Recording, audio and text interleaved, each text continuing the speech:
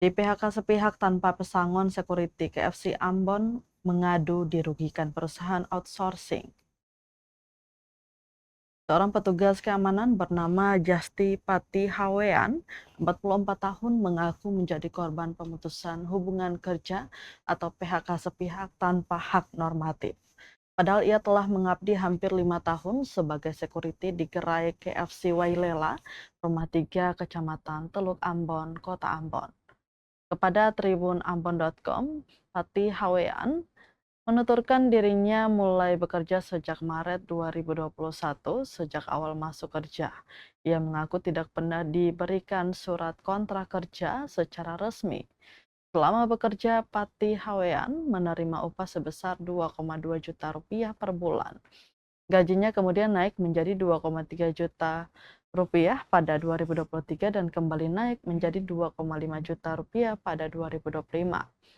Namun nasibnya berubah drastis pada 3 November 2025.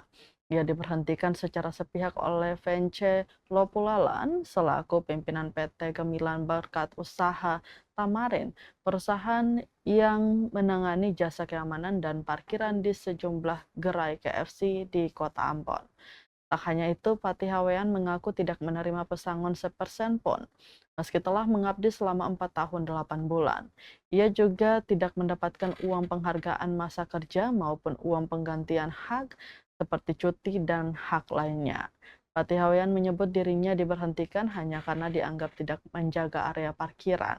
Pati Hawean pun mempertanyakan tanggung jawab perusahaan outsourcing yang menangani restoran cepat saji berskala nasional. Namun dinilainya abai terhadap hak-hak dasar pekerja. Ia menambahkan, sebagai karyawan yang di PHK sejak November 2025, seharusnya dirinya berhak menerima pesangon, uang penghargaan, masa kerja, serta uang penggantian hak sebagaimana diatur dalam Peraturan Pemerintah Nomor 35 Tahun 2021.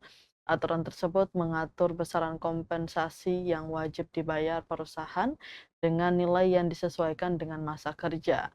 Hingga berita ini diterbitkan, tribunambon.com telah berupaya mengkonfirmasi pimpinan PT Gemilan Berkat Usaha Tamarin, namun belum direspon. Kemudian manajer KFC Wailela, Yani Paliyama, yang dihubungi tribunambon.com juga belum merespon.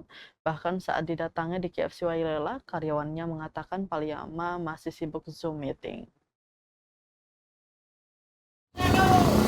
Sah.